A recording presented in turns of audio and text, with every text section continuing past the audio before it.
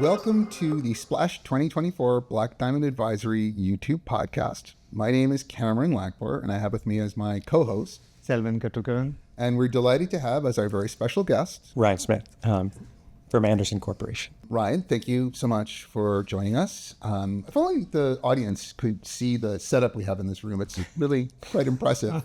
So thank you. It's all been a rush to get everyone in, and it's very gratifying. So would you please explain your role with your OneStream implementation? Yeah, I'm the corporate accounting manager at Anderson. So we started our OneStream journey with close and consolidation, and then we moved to budgeting and forecasting.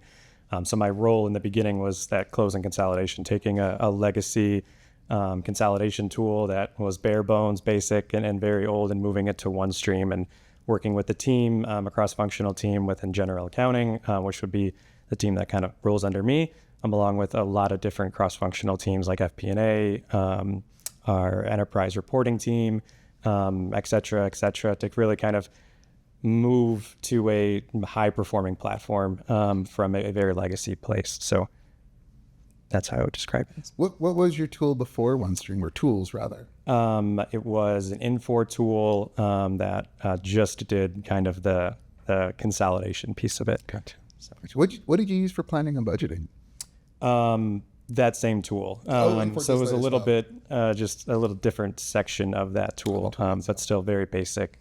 So still learning, still on that OneStream journey, still trying to get more and more into the budgeting and forecasting and trying to leverage that. And you have a lot of people at a legacy manufacturing company that know how to do things in Excel and do it very well, and then trying to kind of influence a little bit of that change has been my role a bit too. What was the most exciting thing after the implementation, like when you moved from the legacy system? Yeah, for me, I started right when we were transitioning. So it was exciting not to have to really learn the old system, which was great, and kind of start within OneStream and really learn that and ingrain myself in that. Okay.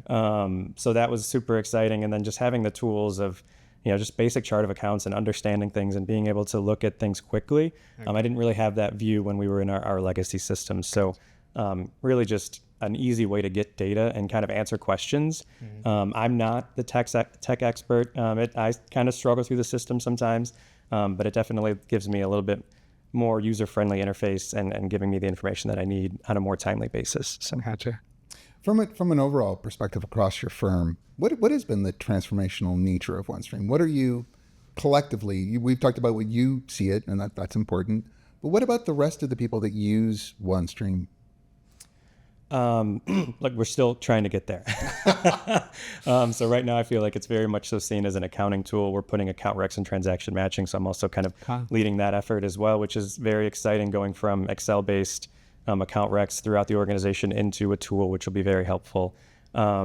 And then we're trying to layer on more and more budgeting and forecasting, using Black Diamond to kind of help us with that, and just trying to be more and more thought-based and trying to be analytical-based around that, and put the data in one tool.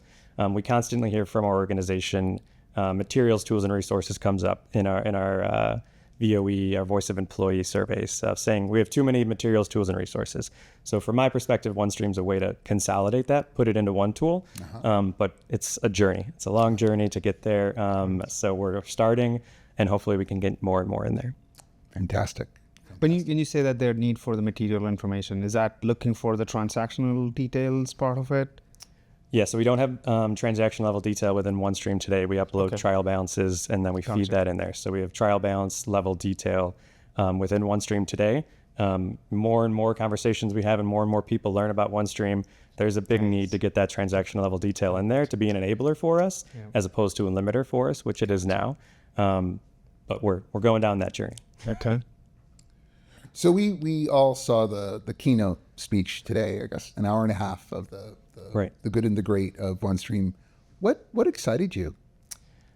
Really just the fact that OneStream continues to innovate its platform, really. So it's not, again, we came from a legacy tool that you got what you got. Here, you continue to find new ways that you can put more into one platform. And again, really have that one platform aspect. So for me, again, off the just the feedback that I get from, my employees, and I really kind of latch on to, the employee retention piece of this is we do a lot of manual processes within Excel, and it's non-value add. I believe one of the quotes was, we have our most valued people doing non-value add work, and that's never been truer for like what I see from my organization, and really trying to enable them to be more analytical, give them a tool that does the manual work for them, and then start researching it and being more analytical about it. So really that's the point for me. I've lost a couple people because of things like that, and really trying to find a place that we're more engaging. We're giving our employees the tools and resources that they want to work in, as opposed to kind of this manual nature, right? There's always going to be manual nature. We're accountants, that's part of it. But if we can get rid of a little bit of it, I think that would be huge. How will the planning part of this work? So yes, reporting, consolidations, all of that makes sense within accounting, because that is what accounting does. Are you going to have a split between the planning and budgeting and more of the Office of Finance? Or will this be something that falls under your purview as well?